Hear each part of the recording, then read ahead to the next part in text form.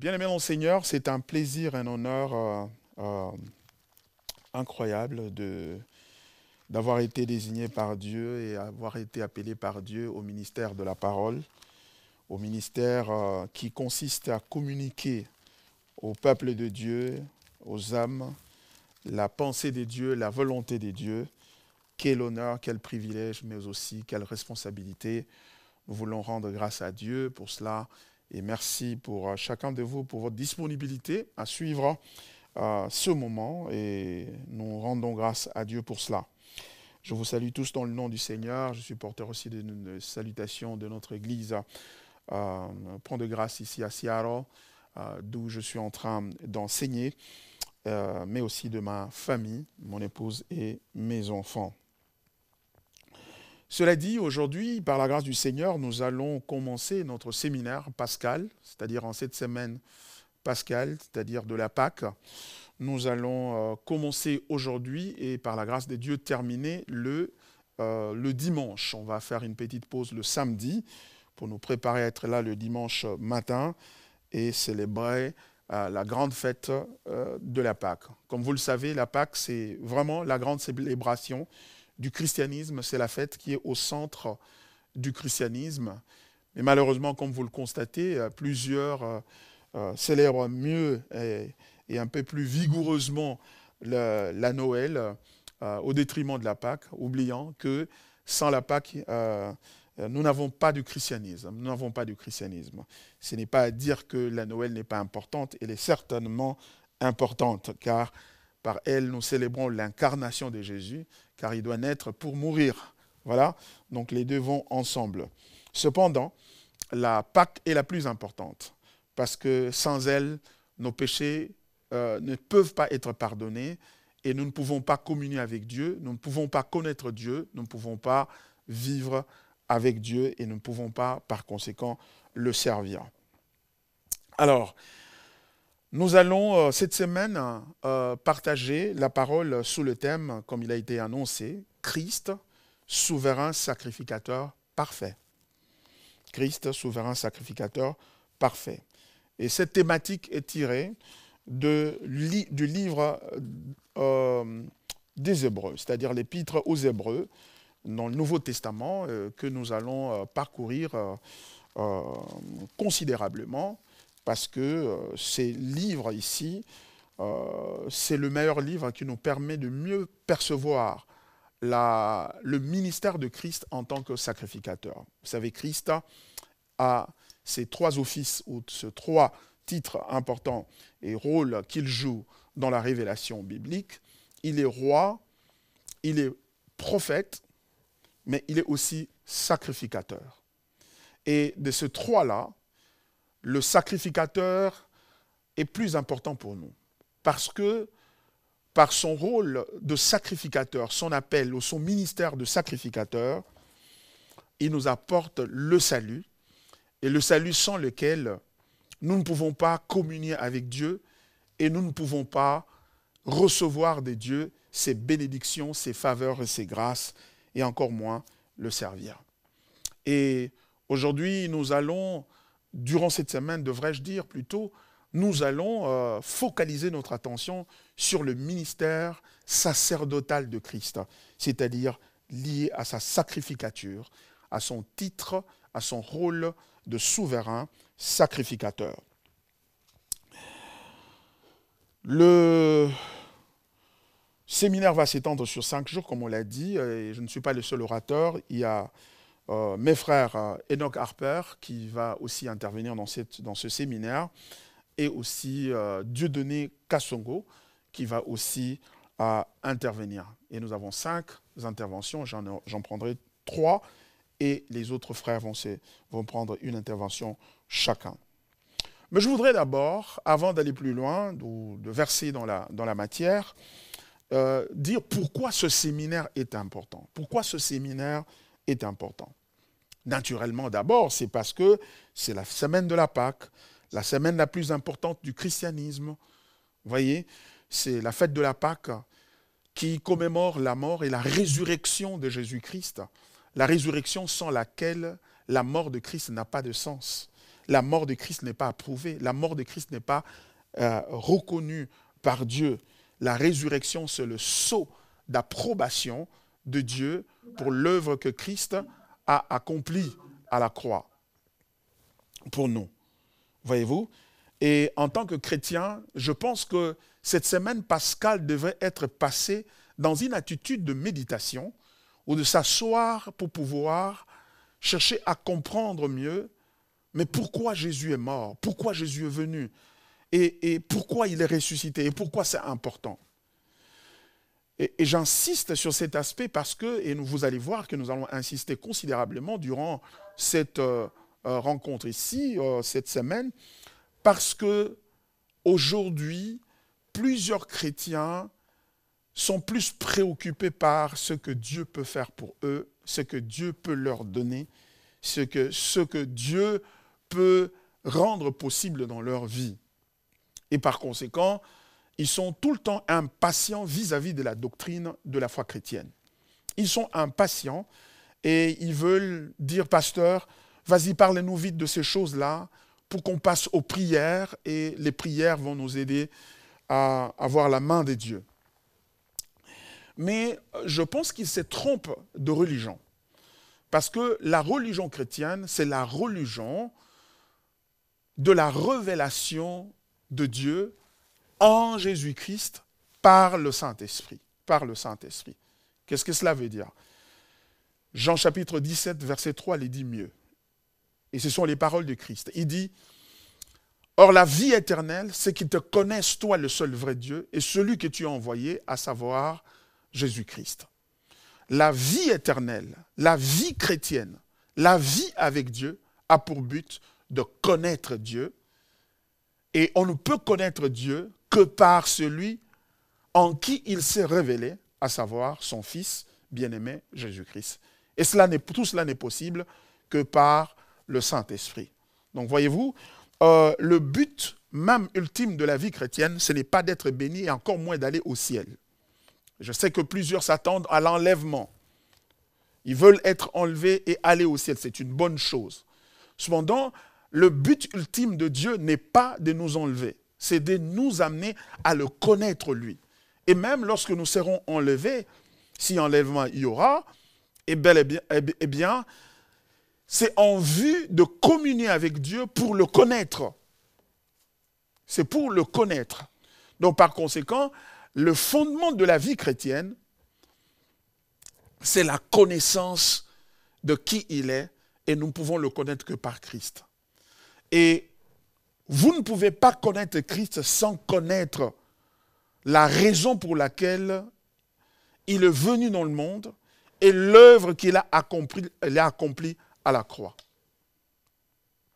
Car cette œuvre-là nous permet de le comprendre, de le connaître mieux, et car c'est cette connaissance-là qui est la source de notre joie et la source de notre de signification pour notre vie de tous les jours.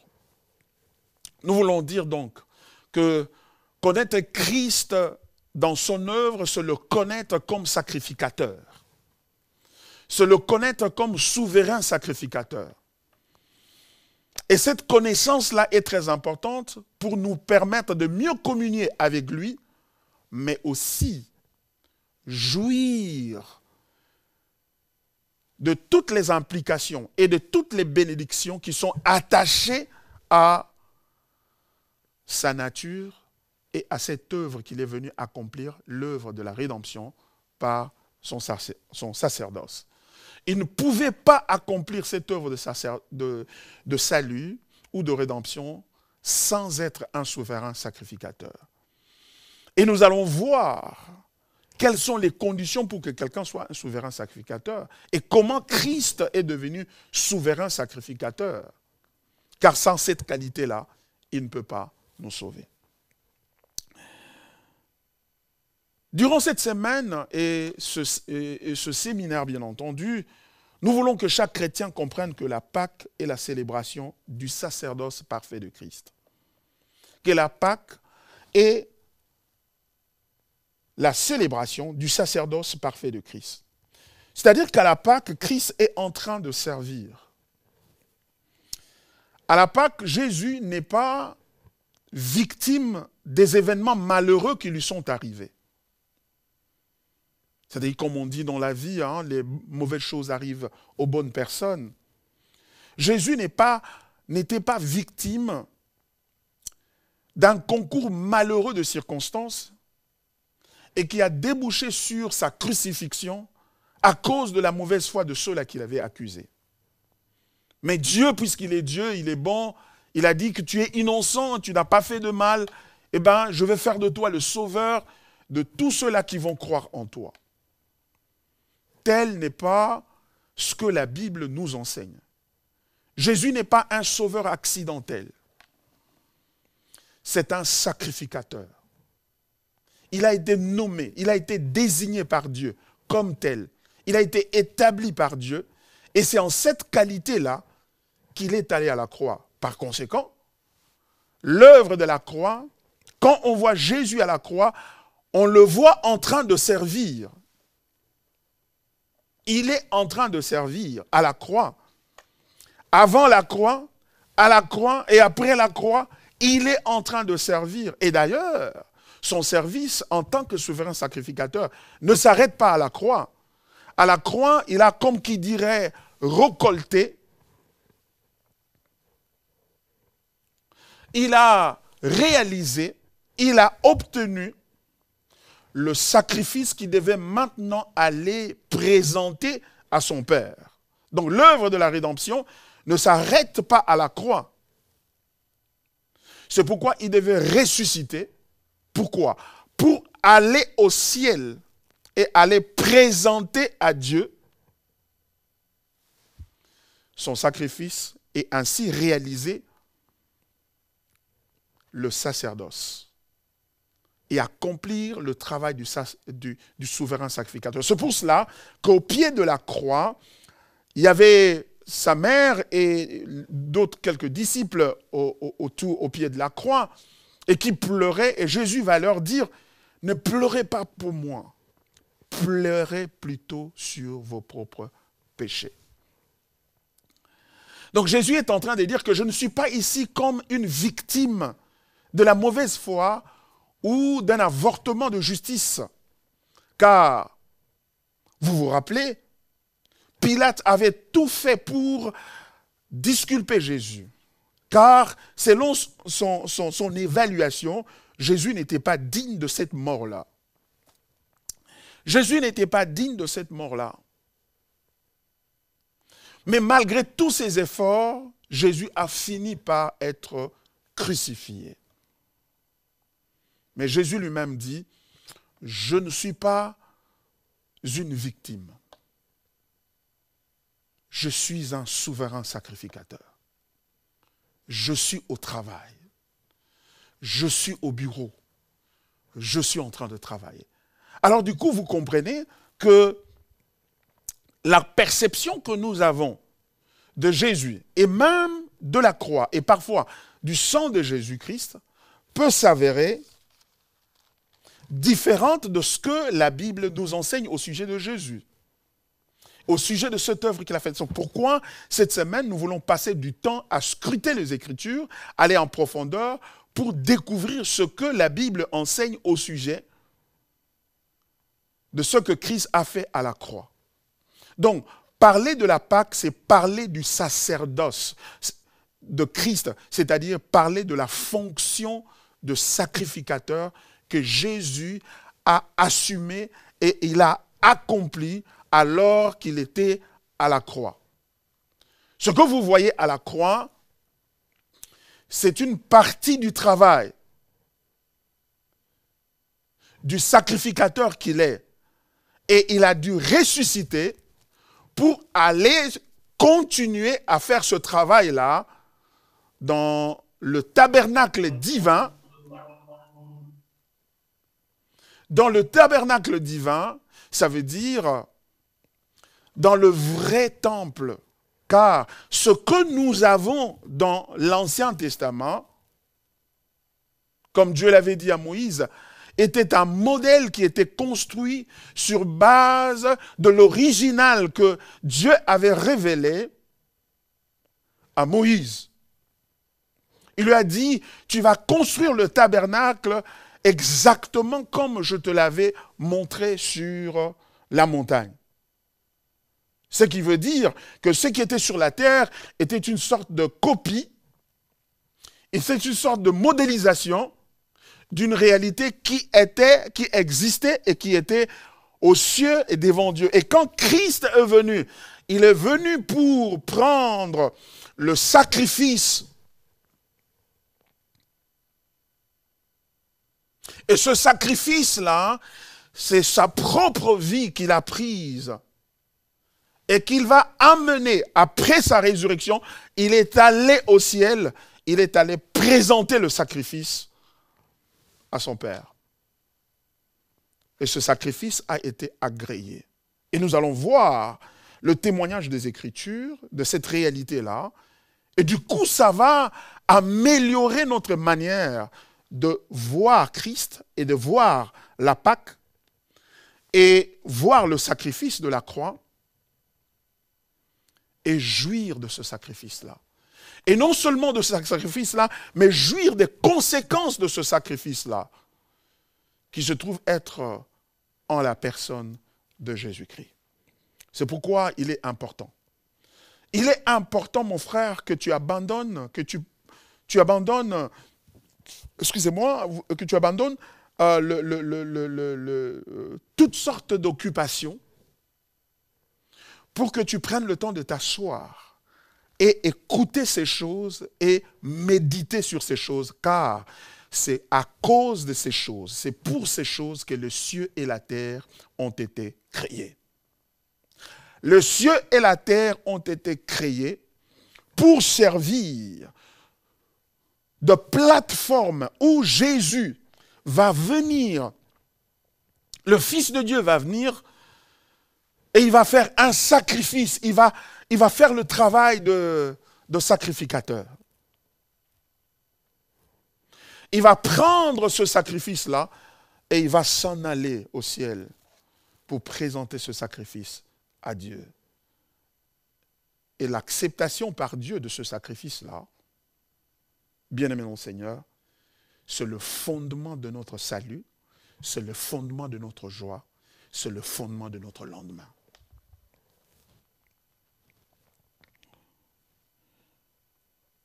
Et pourquoi ce séminaire?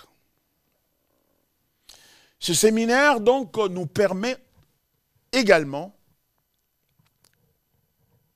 de savoir que ce que Christ a fait est suffisant et est le fondement de notre accès au Père et notre accès à Dieu, mais aussi ce que Christ a fait le qualifie pour être un sacrificateur sympathisant. C'est-à-dire qui comprennent notre vie, qui comprennent nos souffrances, qui comprennent nos réalités les plus dures et difficiles et personnelles. C'est en sa qualité de sacrificateur qui peut être en mesure de nous aider, nous venir en aide, en des moments de tentation, en des moments d'attaque de l'ennemi, mais aussi en des moments de confusion dans la vie et de faiblesse. Nous traversons de moments très difficiles, il faut l'avouer, en tant que nation. Pour parler de ceux qui sont au Congo, et même partout en Afrique, on voit cette tendance-là de l'instabilité politique, l'instabilité économique. Et même ceux qui sont à l'étranger aujourd'hui, avec les bouleversements qui nous viennent des États-Unis, par exemple, avec l'administration Trump, des changements importants qui sont en train de secouer même le fondement de l'économie. La guerre des taxes douanières qui aujourd'hui est en train de remettre en question certains équilibres économiques et financiers et qui relativise l'avenir et qui jette une sorte d'incertitude sur l'avenir. Comment faire face à toutes ces situations de la vie et des temps difficiles? Comprendre le sacerdoce de Christ nous aide à faire face à cela. Pourquoi? Parce que vous allez voir que nous allons nous appuyer sur le livre de Hébreux, c'est-à-dire l'épître aux Hébreux. Et cette épître-ci, remarquez quelque chose, cette épître, vous savez qu'il y a tout un débat autour de l'auteur de cette épître. Certains disent que c'est Paul, d'autres disent que c'est Barnabas, d'autres disent encore c'est Luc, etc. Peu importe. Mais ce qui est clair au sujet de cette épître, c'est qu'elle a été adressée aux Hébreux, c'est-à-dire aux Juifs croyants qui traversaient des moments extrêmement difficiles à cause de leur foi en Dieu. Et plus précisément, à cause de leur foi en Christ. Pourquoi? Mais parce que les leaders juifs avaient déclaré que le christianisme était une religion inacceptable pour les Juifs. Parce que selon eux, Jésus n'était pas le Messie et il était un imposteur. Et laisser les gens le suivre allait précipiter la chute de la nation juive, selon leur entendement. Et par conséquent, ils voulaient, après la résurrection, la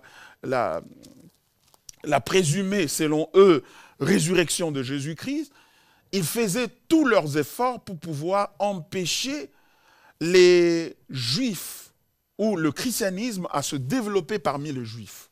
Et par conséquent, ils arrêtaient les gens qui parlaient de Jésus, ils les foutaient en tôle et ils les persécutaient.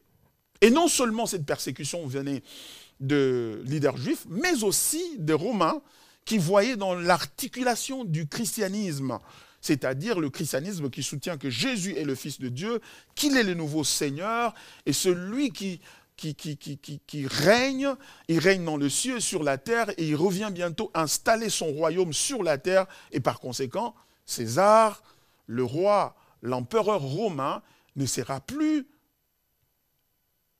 celui qui va régner. Alors c'est ainsi qu'ils souffraient. Et alors dans leur souffrance, ils ont commencé à être tentés, c'est-à-dire ces chrétiens juifs, à se retourner, à vouloir retourner au judaïsme. Et dire que lorsque nous étions dans le judaïsme, nous étions peinards, nous étions en sécurité, nous étions protégés. Maintenant, regardez, à cause de notre foi en Jésus-Christ, nous perdons nos biens, nous perdons tout ce que nous avons. Et lorsque l'auteur de cet épître a eu vent de cette tentation des Juifs de vouloir retourner à leur religion juive, eh bien, il va écrire cet épître. Il leur écrit cet épître comme une lettre. C'est en fait une prédication. C'est une prédication. Et dans cette prédication, remarquez quelque chose. C'est que ces croyants qui sont en train de traverser des moments difficiles, qui sont en train de souffrir, au lieu de leur écrire et dire que Jésus connaît votre souffrance et bientôt Jésus va intervenir et il va tuer tous ceux-là qui vous font du mal et qui vous font souffrir et qui vous arrachent vos biens et qui vous spolient, c'est pas ce qu'il leur dit. Cet auteur, l'auteur de cet épître, au lieu de les calmer et dire que non, écoutez, c'est passager, c'est temporaire, ce sont des temps difficiles, ça va passer. Ce n'est pas ce qu'il dit. Mais qu'est-ce qu'il fait à la place? À la place, il va leur peindre la gloire de Jésus. Il va leur peindre la suprématie, la supériorité de Jésus. Il va dire combien Jésus est plus grand que les prophètes qui sont venus dans l'Ancien Testament, combien il est plus grand que les anges, et combien il est plus grand que le sacrificateur. Et qu'il est le souverain sacrificateur, le véritable qui vient, qui est venu, dont les sacrificateurs, les souverains sacrificateurs qui se sont succédés dans l'histoire d'Israël dans l'Ancien Testament, ne servaient que d'image ou de type. C'est-à-dire qu'au milieu de leurs souffrances et de leurs difficultés, il les enfonce en Christ. Il les enfonce dans l'Évangile. Et il va élever une image de Jésus-Christ qui est d'une ubiquité assez remarquable dans ce texte, c'est le sacerdoce de Christ. Il va élever le sacerdoce de Christ à leurs yeux. Pourquoi? Parce que la Bible dit, lorsqu'on tourne vers lui les regards, on est rayonnant de joie. Lorsqu'on tourne vers lui les regards, on le regarde pour ce qu'il est. On le voit dans la gloire de ce qu'il est. On est rayonnant de joie. On est rempli de joie, même au milieu de ses difficultés, même au milieu de ses paradoxes, même au milieu de ces moments les plus difficiles de la vie. Et il n'est pas étonnant qu'un homme comme l'apôtre Paul, à son tour, lorsque vous le lisez dans l'épître aux Philippiens, l'apôtre, alors qu'il se trouve en prison, incarcéré à Rome à cause de son témoignage pour Jésus, lorsque l'église de Philippe lui envoie Épaphrodite pour qu'il lui apporte le soutien, à son retour, il met dans sa main une lettre qu'il écrit de sa propre main, depuis la prison. Et une épître réputée, l'épître de joie, au milieu des difficultés, au milieu de la souffrance, alors qu'il n'était même pas sûr si, à l'issue du procès qu'il allait subir, il allait être vivant ou il allait perdre sa vie. Et il dit, réjouissez-vous. Réjouissez-vous dans le Seigneur. Encore, je répète, réjouissez-vous dans le Seigneur. On ne peut se réjouir dans le Seigneur que lorsqu'on perçoit qui est ce Seigneur-là. Et laissez-moi vous dire la bonne nouvelle, c'est que Dieu a mis à contribution tout son être, Père, Fils, Saint-Esprit, à profit pour nous aider à le percevoir, à le connaître. Et d'ailleurs, cette image que nous allons apprendre, étudier ensemble durant cette semaine, du sacerdoce de Christ, témoigne à suffisance l'effort, le énième effort de Dieu de pouvoir nous amener à percevoir, à comprendre, à saisir qui il est par son Fils, de sorte que par son Fils, nous puissions le connaître, lui, Dieu. Et la connaissance de Dieu est suffisante pour tenir pendant des moments difficiles. Et vous commencez à remarquer tout de suite la différence entre cette articulation-là, ou cette manière de voir les choses, avec le courant général qui court dans les églises, qui prévaut dans les églises aujourd'hui. Dans les églises, on nous enseigne que lorsque vous avez des problèmes, il faut à tout prix vous engager dans les prières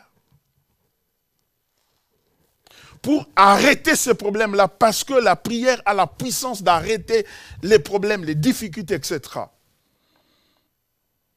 Mais ce que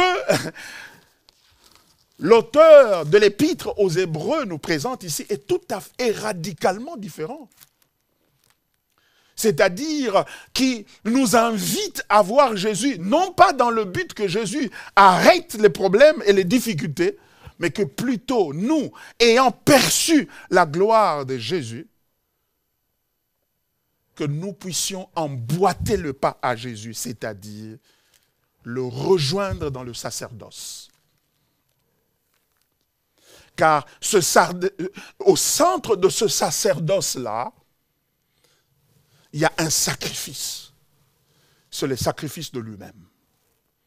Et du coup, nous aussi, au milieu de nos peines et au milieu de la confusion de la vie, des difficultés, des incertitudes au sujet de l'avenir ou du présent même,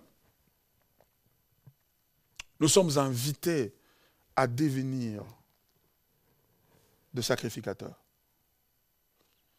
Nous n'offrons pas nos vies comme des sacrifices, comme si ce que Christ avait fait n'était pas suffisant. Non, nous offrons des sacrifices de louange.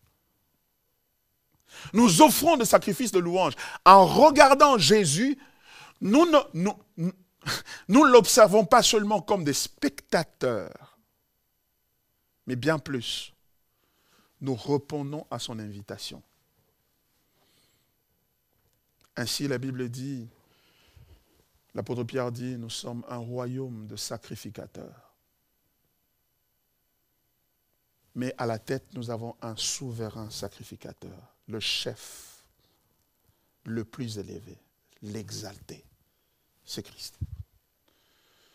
Qu'est-ce que je veux dire? Ce que je veux dire ici, c'est que ce séminaire a pour but de t'amener à grandir. À grandir. La prière n'a pas pour but d'arrêter les problèmes de la vie. Tu dois grandir et savoir qu'il y a des problèmes qui ne vont pas s'arrêter. Mais toi, tu peux les vaincre. Ça veut dire que les problèmes ne peuvent pas être vaincus seulement en les faisant disparaître. Les problèmes peuvent être vaincus en les gardant, mais plutôt en grandissant de l'intérieur, par une perception glorieuse de la personne de Christ.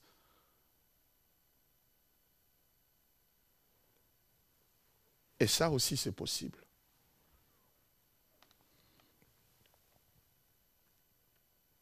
Bien-aimé l'enseigneur.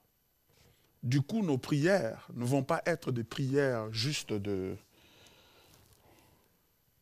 combat, de chasser les diables, etc. Oui, si vous le voyez, vous arrivez à vous rencontrer avec le diable, chassez-le.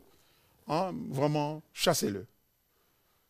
Mais laissez-moi vous dire que tous les problèmes ne vont pas disparaître parce que vous les avez chassés.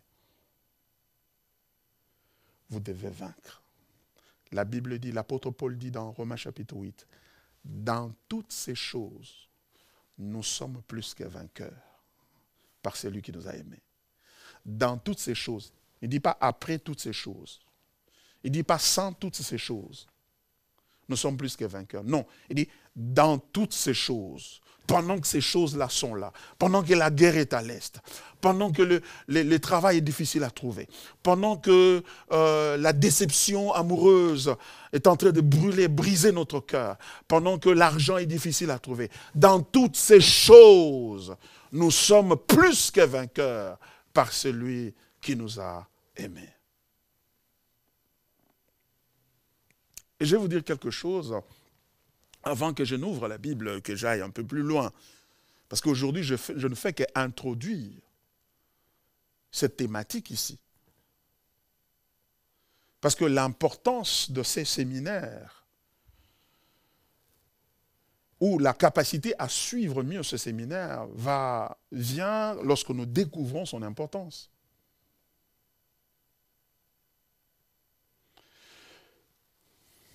Vous savez, dans l'Ancien Testament, il y a les temples.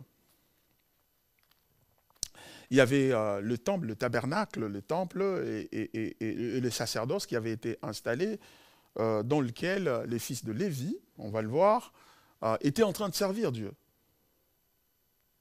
Et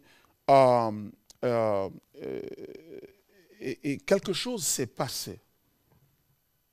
C'est que quand Christ est arrivé,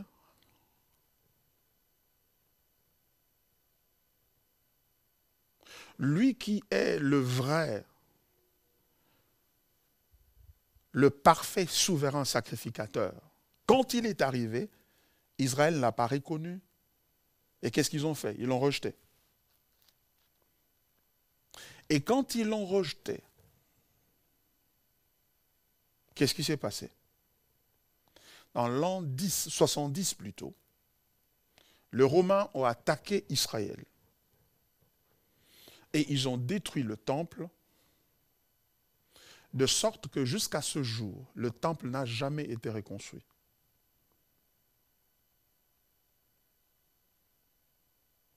Et du coup, cet acte-là a profondément changé la religion juive. D'une part, ils n'acceptent pas Jésus comme le Messie que Dieu avait promis, leur avait promis dans l'Ancien Testament. Et d'autre part, maintenant, ils n'ont plus de temple où ils peuvent aller offrir à Dieu. Pour leurs péchés, pour le pardon de leurs péchés. Du coup, le judaïsme est devenu une religion des prières, sans le sacrifice.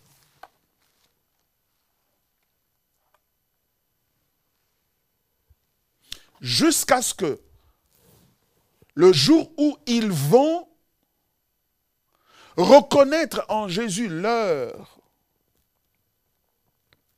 Messie, leur Sauveur, et ainsi,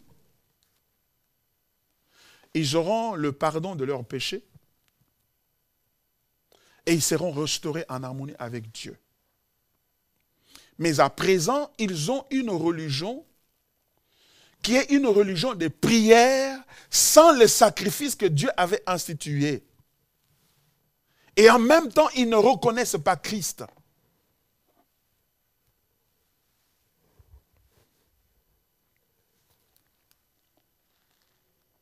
Ils auraient pu se passer du temple et donc des sacrifices s'ils pouvaient reconnaître que Jésus est le Fils de Dieu, il est le souverain sacrificateur et par conséquent, le temple n'aurait plus de sens.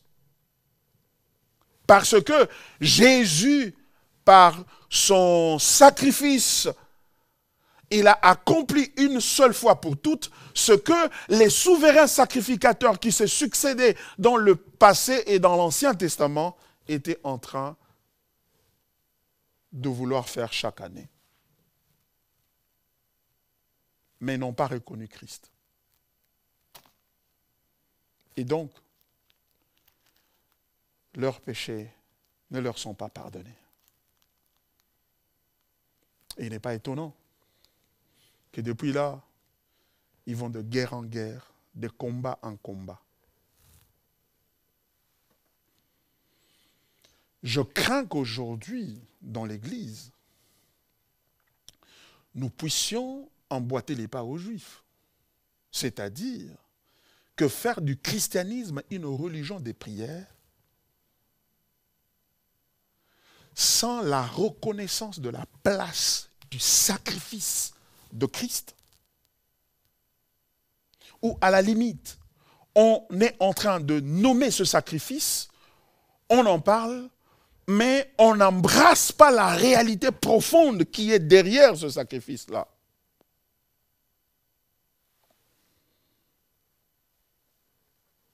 La réalité profonde qui est derrière ce sacrifice-là, ça veut dire que le souverain sacrificateur est allé une seule fois dans la présence de Dieu, il a sacrifié. Et Dieu a accepté son sacrifice. Et par conséquent, nous sommes libres. Nous sommes libres. Nous sommes libres parce que le sacrifice a été accepté. Et malheureusement, nous ne voulons pas vivre, accepter cette liberté-là. Nous disons, non, nous devons, par nos prières, nous affranchir nous-mêmes.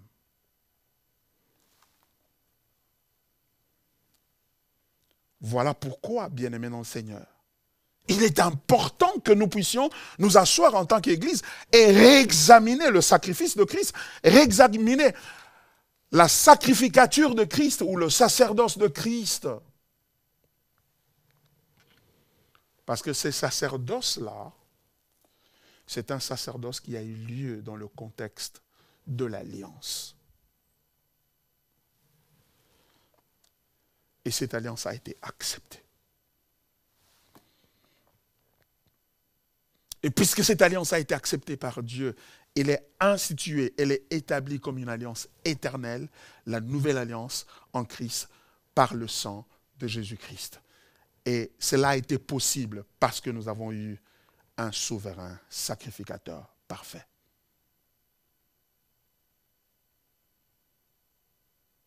Alors maintenant dans les Écritures, vous allez voir ce que je voudrais vous communiquer aujourd'hui. Aujourd'hui, en guise d'introduction, mon sous-thème ou le sous-thème introductif, c'est le suivant. Le souverain sacrificateur, ombre et réalité. Ombre et réalité. Type et antitype, en d'autres termes. Nous allons lire Hébreux, chapitre 8.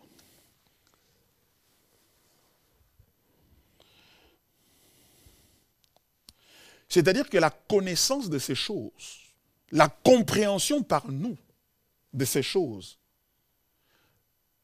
est la clé de notre libération, est la clé de notre avancement, et peu importe le genre d'obstacles auxquels nous pouvons être exposés dans la vie.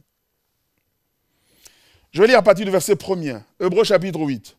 Le point capital de ce qui vient d'être dit, c'est que nous avons un tel souverain sacrificateur qui s'est assis à la droite du trône de la majesté divine dans les cieux, comme ministre du sanctuaire et du véritable tabernacle qui a été dressé par le Seigneur et non par un homme.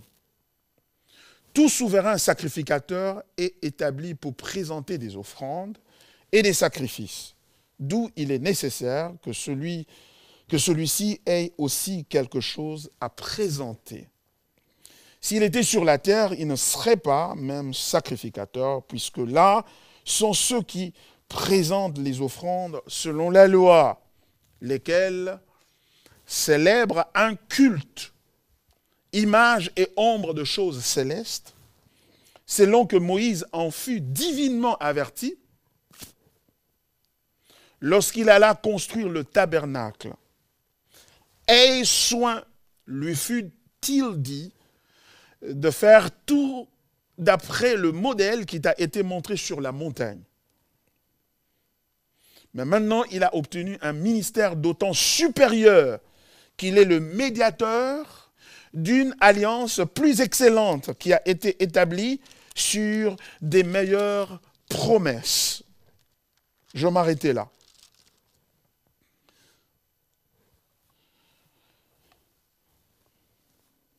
Le souverain sacrificateur, ombre et réalité.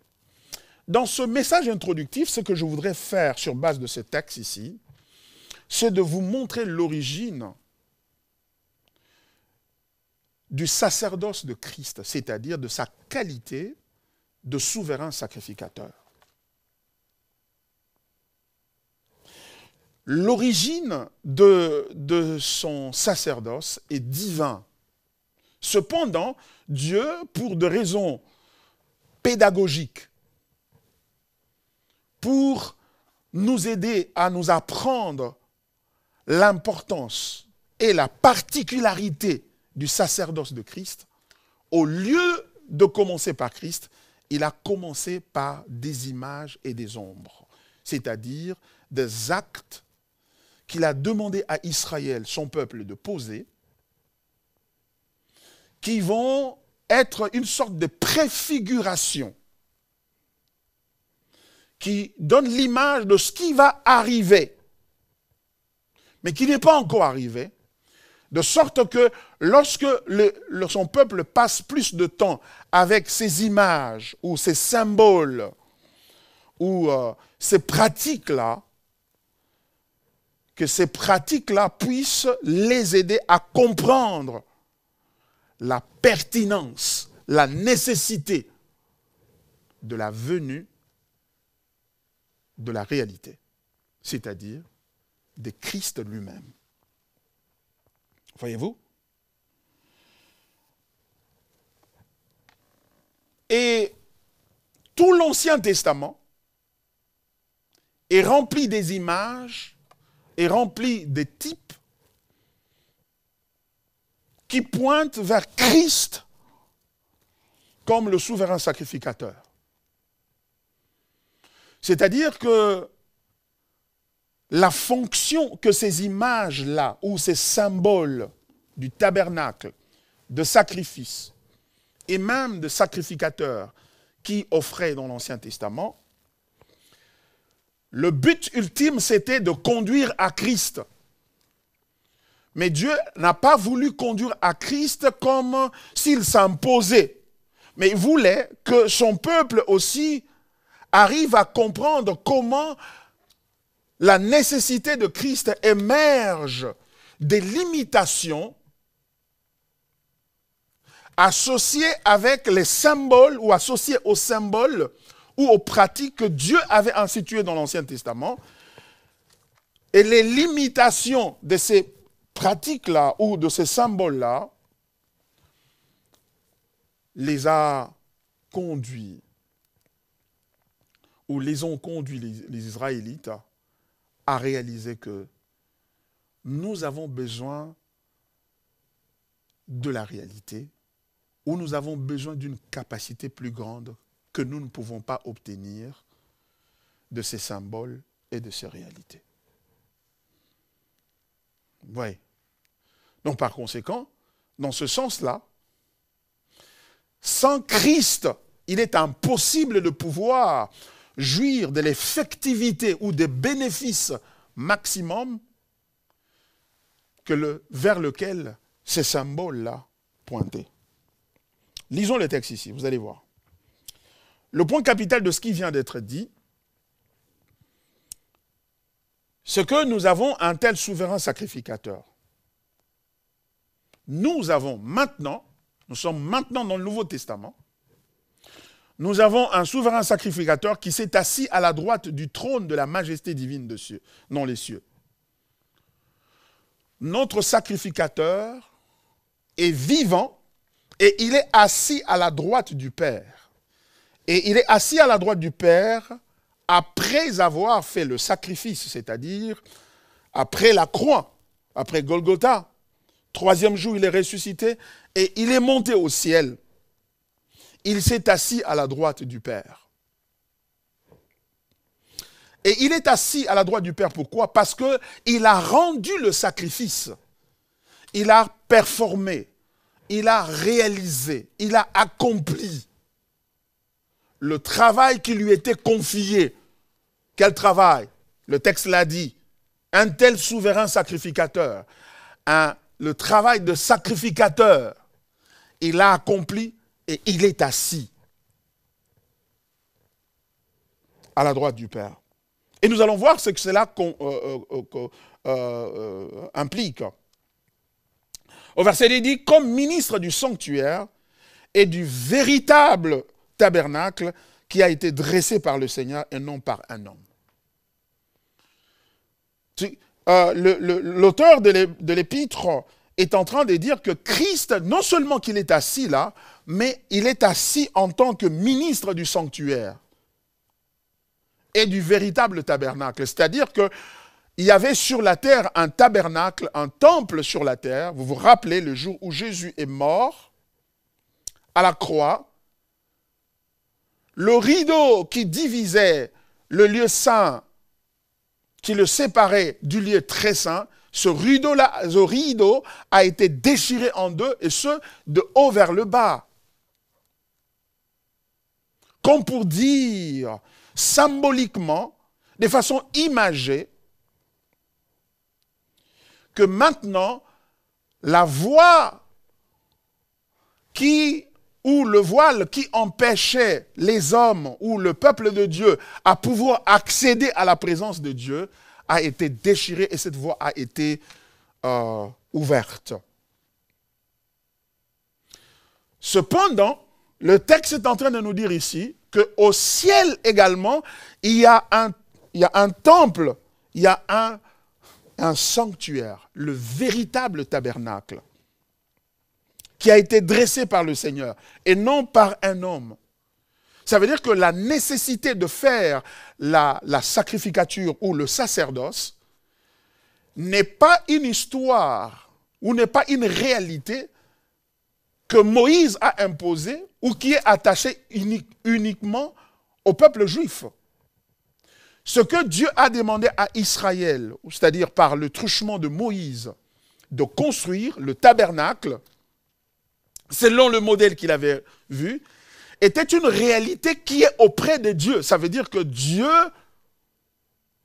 a un sacerdoce qui est devant lui, dans le spirituel, dans le monde spirituel, qui est le véritable, dont le tabernacle terrestre n'est qu'une représentation typifiée, c'est-à-dire comme juste un modèle, comme une image, comme une ombre. Mais la réalité se trouve là-bas. Par conséquent, vous commencez à comprendre que la nécessité d'offrir à Dieu et donc de présenter un sacrifice à Dieu pour le salut n'est pas une démarche strictement juive. Le christianisme, à ce point, donc, n'est pas une religion des juifs. Ce n'est pas une religion de juifs. C'est la religion par excellence. Car ce que le juif avait était un modèle d'une réalité qui est auprès de Dieu. Donc aujourd'hui, on ne peut pas nous dire que non, écoutez, votre Jésus là, c'est le Dieu de juifs, c'est la religion des Blancs. Nous aussi, en tant que Noirs, nous devons aussi avoir notre religion à nous. Hein, fabriquons notre religion à nous, reconstituons-nous en religion et initions aussi nos rites à nous. Le texte est en train de montrer que cette religion, cette manière de faire et cette manière d'interagir avec Dieu n'est pas juive, elle est divine, elle est venue d'en haut. Et c'est Jésus qui est souverain sacrificateur. Il l'est non pas pour un temple qui est sur la terre, mais pour un temple qui est au ciel. Et il est allé là-bas, il est allé présenter le sacrifice. C'est-à-dire qu'après la croix, quand il est ressuscité, il est allé au ciel pour présenter le sacrifice à son Père. Dans le temple qui a été construit par Dieu et non par les hommes, comme le texte nous le dit si clairement. Un temple dressé par le Seigneur et non par un homme. Pour que le sacrifice vienne à Dieu. Donc la question du sacrifice, et donc de la sacrificature, et donc du sacerdoce lui-même, c'est-à-dire de la plateforme qui recrute le souverain sacrificateur ou les sacrificateurs, cette plateforme-là, ou cette structure-là, ce framework qui s'appelle le sacerdoce, est une réalité divine.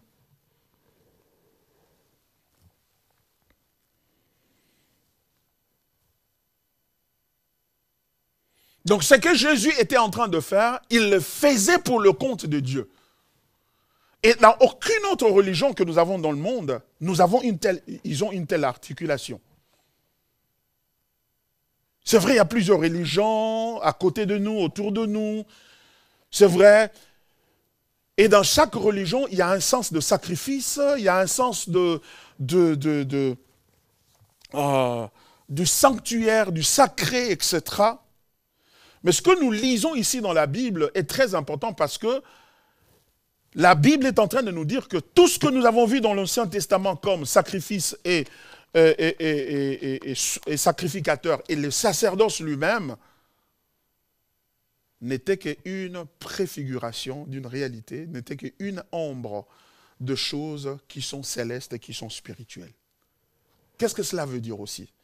Ça veut dire que si le sacerdoce auquel nous appartenons, c'est un sacerdoce spirituel et donc qui domine sur toute chose qui existe. De sorte que si dans ces sacerdoces-là tu as été accepté, il n'y a aucune autre forme de pouvoir, de puissance ou de capacité qui peut annuler les décisions de ce sacerdoce-là. Et ça, c'est très important pour nous pour que nous ne puissions pas nous mettre à prier pour des choses pour lesquelles nous ne devrions pas prier. J'annule tout ce qu'on a fait contre moi. J'annule toutes les conséquences de mes péchés. Ce n'est pas à toi de le faire. C'est le sacerdoce qui s'occupe de ça. Il y a un sacerdoce. Et ce sacerdoce-là ne se trouve pas dans le village de ton père, ni de ta mère. Ça ne se trouve même pas en Israël. Ce sacerdoce-là se trouve aux cieux, au-dessus de tout. Et c'est un sacerdoce construit par Dieu. Et lorsque les décisions viennent de ce sacerdoce-là, ces décisions-là sont automatiquement accomplies. Ces décisions-là sont automatiquement accomplies. Et regardez le verset 3. Il dit, tout souverain sacrificateur est établi pour présenter des offrandes et des sacrifices, d'où il est nécessaire que celui-ci ait aussi quelque chose à présenter. On dit ceci, c'est un principe. Tout souverain sacrificateur est établi pour présenter des offrandes et des sacrifices. D'abord, le souverain sacrificateur, c'est le chef de sacrificateur. Il est établi, ce qui veut dire qu'il ne s'établit pas lui-même. Il ne se recommande pas lui-même. Il ne s'affirme pas lui-même. Il ne part pas, et la sacrificature n'est pas donnée sur base de performance. Tu as fait ceci, tu as fait cela, tu as fait bien, alors tu deviens sacrificateur. Non. C'est l'autorité. C'est un choix unilatéral de l'autorité supérieure. Et quelle est cette autorité supérieure? C'est Dieu lui-même qui établit le sacerdoce et qui établit le sacrificateur. On dit que le sacrificateur est établi pour quelle raison? Pour présenter des offrandes et des sacrifices. Pour présenter des offrandes et des sacrifices. C'est-à-dire que sans le besoin de présenter les offrandes et les sacrifices, il n'y a pas besoin d'existence du souverain sacrificateur. Mais la question maintenant, c'est que pourquoi on doit présenter les offrandes et les sacrifices? On présente les offrandes et les sacrifices à cause du péché. À cause du péché. Ce qui veut dire que c'est le péché qui a donné lieu à la nécessité d'établir de souverains sacrificateurs afin d'expier le péché. D'expier, c'est-à-dire d'effacer le péché. Mais lorsque nous creusons encore plus en profondeur, nous nous posons la question, mais pourquoi le péché nécessite les offrandes et les sacrifices? Les offrandes et les sacrifices, ce n'est pas pour être béni, ce n'est pas pour devenir riche, ce n'est pas pour recevoir plus. C'est à cause du péché. Mais pourquoi à cause du péché? La réponse est celle-ci. À cause du caractère de Dieu. À cause de la justice de Dieu. À cause de la sainteté de Dieu. C'est la sainteté de Dieu qui donne lieu au péché. Car la sainteté de Dieu décide et détermine qu'est-ce qui est acceptable à Dieu et qu'est-ce qui n'est pas acceptable à Dieu. Le péché n'est pas une invention de Satan. Le péché n'est pas une invention de Satan. Les malédictions ne sont pas une invention de Satan. Satan n'a pas inventé des malédictions. Il n'a pas inventé le péché non plus. C'est la sainteté de Dieu qui a rendu nécessaire l'existence du péché. Parce qu'il est saint, il est unique en son genre, il est parfait, il est juste, et en tant que tel, c'est lui qui détermine comment qui que ce soit doit se comporter vis-à-vis de lui. C'est lui qui dicte le tempo de l'interaction entre Dieu et toute autre personne. Satan n'a pas inventé les péchés.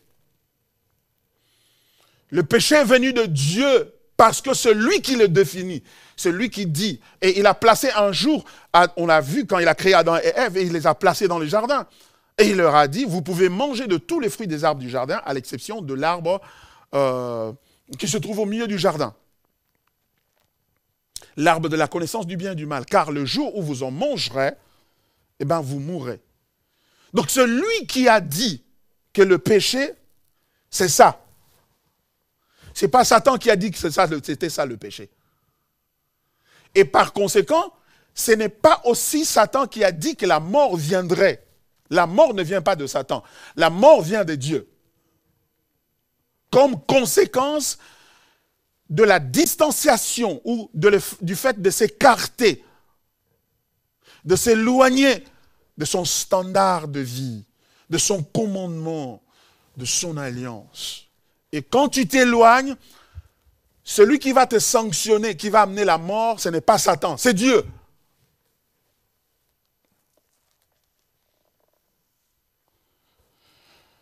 C'est vrai, on dit que Satan tue, etc. Satan tue parce que Dieu a rendu la mort possible.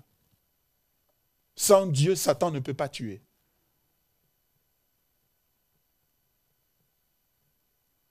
Donc, nous devons de plus en plus... Donc, c'est pourquoi, si Dieu dit, par conséquent, que tu ne mourras plus, qu'il n'y a maintenant donc aucune condamnation pour ceux qui sont en Christ, eh bien, vous devez le croire. Vous devez l'accepter. Vous devez le croire.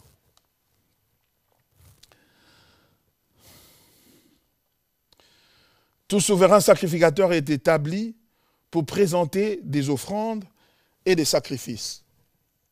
Il est établi pour présenter des offrandes et des sacrifices. D'où il est nécessaire que celui-ci ait aussi quelque chose à présenter. Celui-ci qui? Au verset 1. Ce que nous avons un tel souverain sacrificateur. Le nôtre, il s'appelle Jésus-Christ. Puisque le sacrificateur de l'Ancien Testament avait pour fonction de présenter. Et vous sentez la différence entre le sacrificateur, le roi et le prophète. Le roi domine, gère, contrôle, régente. Le prophète est un porte-parole. Il parle de la part de Dieu. C'est un messager. Il dit ce qui lui a été dit de dire. Mais le sacrificateur, lui, est là parce qu'il y a le péché et il doit faire des offrandes. Et pourquoi il doit faire des offrandes? Parce que la justice de Dieu exige des offrandes et des sacrifices, sans lesquels personne qui a péché ne peut entrer en communion avec Dieu. Donc pourquoi il y a eu de sacrifices en Israël? Pourquoi Dieu a instauré le sacerdoce lévitique et des sacrificateurs selon l'ordre de Aaron? Pourquoi? Parce que ceux-là que Dieu a invités à lui pour marcher avec lui, c'est-à-dire Israël, étaient capables de pécher. Et ce péché-là fait que pour qu'ils marchent avec Dieu et que Dieu les accepte, il faut un souverain sacrificateur.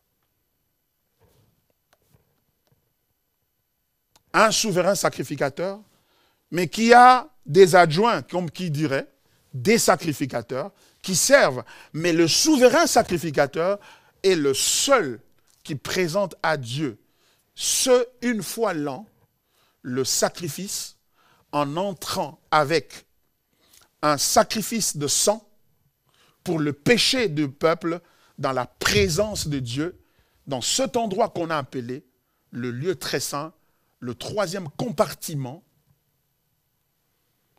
du tabernacle ou du temple. Et il entrait là une seule fois pour présenter le sacrifice en vue du pardon des péchés. Pourquoi? Parce que sans le pardon des péchés, Dieu ne peut pas marcher avec qui que ce soit. Ça veut dire quoi?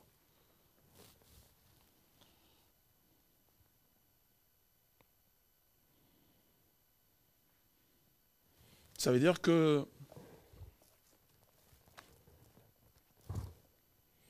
tu dois dépendre de Dieu pour vivre avec Dieu. Parce que la question est celle-ci. Mais pourquoi Dieu alors donne ou envoie ou établit un souverain sacrificateur? Pourquoi il l'établit?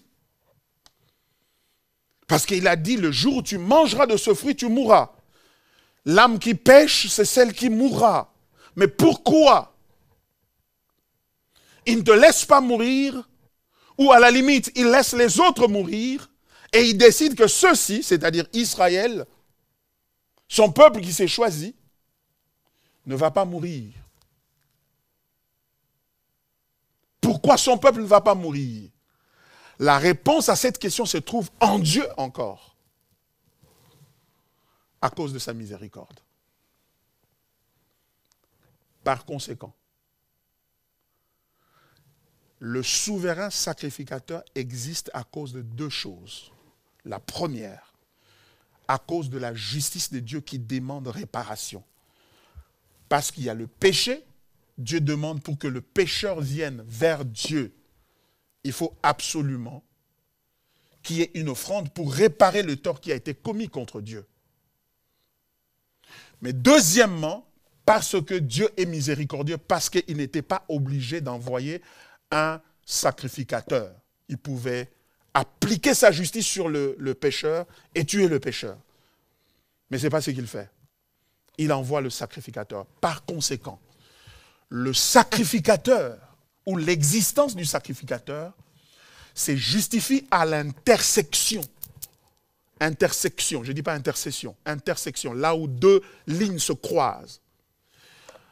L'intersection de la justice de Dieu et de la miséricorde de Dieu. C'est à cette intersection-là que se trouve l'émergence du ministère du sacrificateur. C'est-à-dire, au lieu de te tuer, s'il te tue à cause de ton péché, Dieu serait juste. Tu as mal agi, tu mérites la mort, tu dois mourir, car le salaire du péché, c'est la mort. Romains chapitre 6, verset 23. Tous ont péché, ils sont privés de la gloire de Dieu. Mais les dons gratuits de Dieu, c'est la vie éternelle. Le don gratuit de Dieu. Donc par conséquent, mais le souverain sacrificateur est l'expression de la miséricorde de Dieu qui tient encore au pécheur et qui veut que le pécheur revienne encore à lui. Par conséquent, le sacrificateur, c'est l'intersection de la miséricorde de Dieu. C'est pourquoi lorsque Moïse a demandé à Dieu de le voir, et lorsque Dieu s'est présenté, il a dit, Éternel, Éternel, Dieu grand, lent à la colère, riche en bonté, qui accorde, qui fait miséricorde,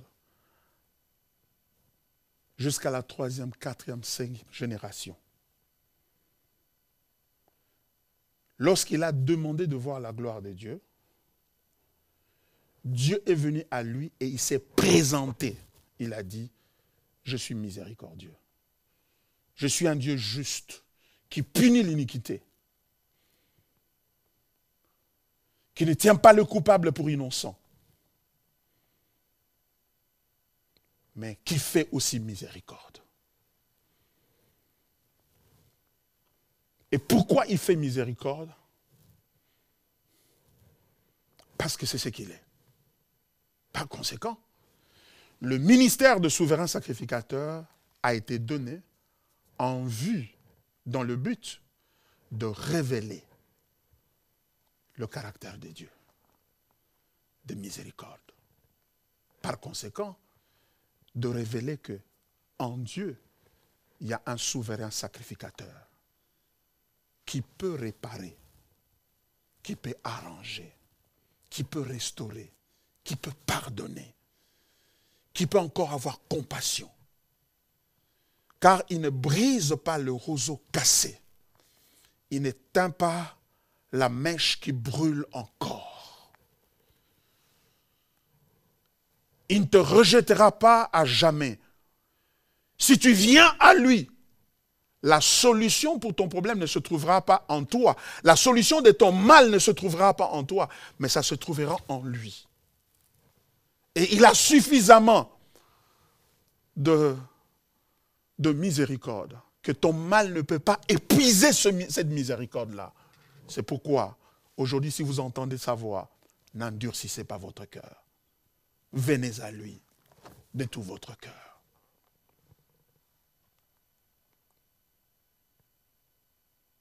Ce qui arrivait dans l'Ancien Testament était des ombres.